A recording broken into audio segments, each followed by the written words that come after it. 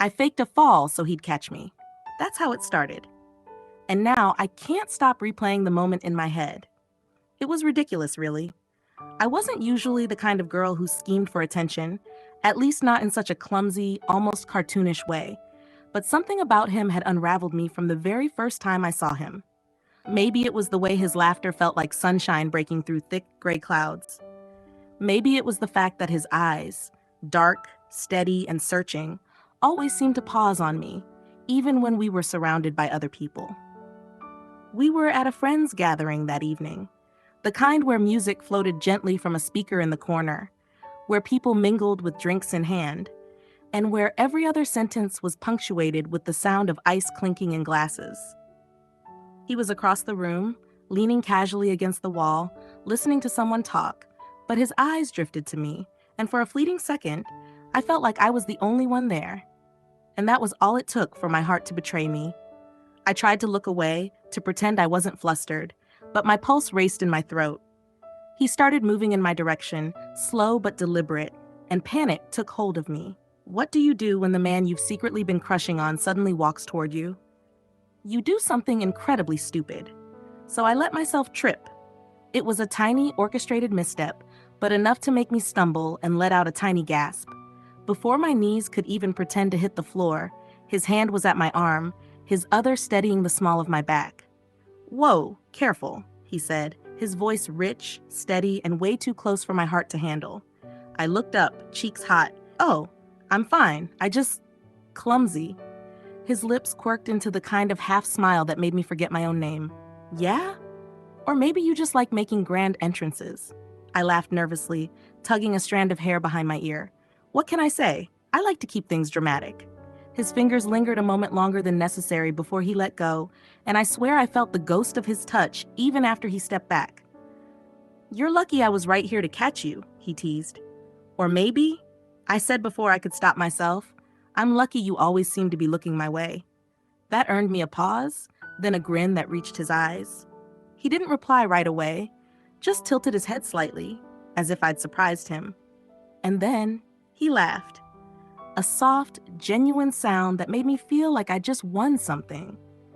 Later that night, we somehow found each other on the couch, tucked into the corner while the party carried on around us. He held his drink lazily in one hand, and I had my knees curled up, turned toward him. "So," he began, his gaze fixed on me in that way that made me feel too seen. "Are you always this?" "This what?" I asked, smiling. "Charming, a little clumsy, slightly dangerous," I laughed. "Dangerous? That's new." "Hey, you nearly fell into me. That could have been tragic." "Or fate," I shot back. He smirked. "Ah, so you believe in fate?" I hesitated, then shrugged. "I believe in moments, like this one." For a second, he just looked at me, his expression softening into something that made my chest ache. "You know, you're not what I expected." I tilted my head. "And what did you expect?" "Someone quieter, more careful. But you?" His eyes flickered with amusement. "You're bold." That made me laugh out loud. "Bold? I literally almost fell on my face trying to talk to you." "Exactly," he said, leaning a little closer. "That takes guts." I rolled my eyes but couldn't hide my smile. "You're just trying to make me feel better." "Maybe," he admitted. "Or maybe I just like watching you blush." That shut me up.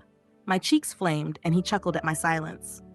We stayed there, talking about everything and nothing.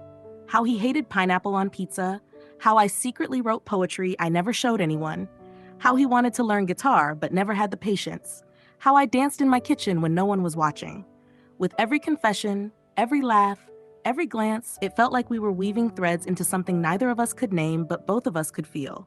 At one point, I took a deep breath and said, "Okay, I have to tell you something embarrassing." "Oh, this sounds good already," he said, leaning back like he was settling in for a show. I bit my lip. "I faked the fall." His eyebrows shot up. "You what?" I covered my face with my hands. "I didn't mean to say that. Forget it." He gently tugged my hands away, smiling. Wait, no, you actually faked it?" "Yes," I groaned. "I thought if you caught me, it would, I don't know, spark something. It was stupid." He laughed so hard he had to set his drink down. "That's the funniest, and honestly the cutest thing I've ever heard." "Stop laughing at me." I shoved his shoulder, but I was laughing too, helplessly, because the sound of his laughter was contagious. No, seriously, he said once he caught his breath, still grinning. That's bold. Nobody's ever faked a fall just to get my attention. You win. Win what? My attention, he said simply, and the way he looked at me when he said it made my stomach flip. We ended up back at my apartment somehow, walking side by side under the streetlights. Our hands brushed, then stayed entwined like it was the most natural thing in the world. When we tumbled onto my bed, fully clothed, shoes kicked off, hearts racing, it wasn't messy or rushed. It was laughter. Endless, ridiculous laughter. You know, he said, lying on his back beside me, if you ever want me to catch you again, you don't have to fake a fall. Oh yeah? I teased, propping my chin on my hand. What do I have to do then? Just fall for me, he murmured, half smiling. My breath caught, and for a moment the air between us went still. Then, before I could reply, he leaned in and kissed me. It was slow, unhurried, warm, the kind of kiss that spoke of comfort and promise, not urgency. My hand found his chest, feeling his heartbeat steady beneath my palm, and when we pulled away, I couldn't help but laugh softly. What? He asked, smiling against my hair. I just can't believe this all started with me faking a fall, I whispered. He kissed the top of my head. Sometimes, the best stories start with something ridiculous. We stayed like that, tangled in sheets and laughter, whispering secrets until the night faded into dawn, and somewhere between his laugh and his kiss, I realized the truth. I had faked a fall so he'd catch me, but what I didn't know was that he'd end up holding me in more ways than I ever expected. And maybe I wasn't just falling anymore. Maybe I had already fallen. The realization made my chest feel both heavy and light all at once. I turned my face toward him, and there he was, looking at me as though I wasn't just someone he happened to meet at a friend's party, but someone he'd been waiting for without even knowing it. What? I whispered, because he hadn't looked away for a while. He smiled faintly, his thumb brushing over my knuckles where our hands were still linked. You're different. Different how? I asked, my voice barely above the hum of the night outside my window. Different in the way you make things feel lighter. Like, he let out a soft laugh. Like you could trip on purpose just to fall into me, and instead of being annoyed, I feel grateful. I laughed, burying my face against his chest. That's the cheesiest thing anyone's ever said to me. And yet, he teased, tilting my chin up so our eyes met again, you're smiling like you love it. I didn't argue, because the truth was, I did. His hand slid into my hair, not pulling me closer, just resting there as if he was testing how much closeness I would allow. I tilted my head into his touch, and that was all the permission he needed. His lips found mine again, this time slower, deeper, as though he was memorizing me one kiss at a time. It wasn't the kind of kiss that asked for more, it was the kind that made more inevitable. When I sighed softly against his mouth, he pulled back only an inch, whispering, "You're going to undo me." Good, I teased breathlessly, though my heart was hammering so hard I wondered if he could feel it through my chest. We laughed again. God, we kept laughing, even in the silences. He shifted so I was half on top of him, the sheet tangling around us. His fingers traced circles along the small of my back, and I shivered even though the room was warm. You're cold? He murmured, his brows knitting slightly. No, I said, smiling. You just make my skin remember it's alive. That earned me a look, one of those looks that could melt steel. He pressed a kiss to my temple, then to the corner of my jaw, soft, unhurried, as if every inch of me deserved its own kind of worship. Tell me something, he said suddenly, his voice hushed but steady. What? If you hadn't faked that fall, would you still have let me catch you eventually? I grinned, brushing my lips lightly against his.